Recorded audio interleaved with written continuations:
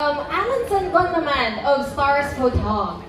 Hi, Ka-Cloud9. Hello! Congratulations sa I Like Your Music.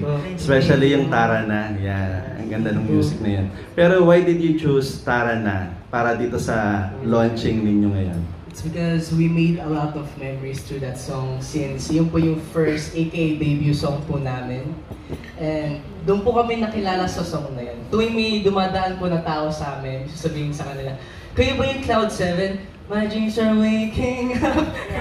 Tapos tuwing narinig po nila yung song Tara na re-remind po yung Rainbows na I miss Cloud7. Kaya parang yung Tara Na po, sinisimbolize na po yung name po namin as Cloud7. Tsaka naging special na po yung song na yun sa amin. Tsaka yun rin po yung nag-remind sa amin na basta sama-sama po kami, kaya-kaya po nang gawin lahat ng gusto po namin.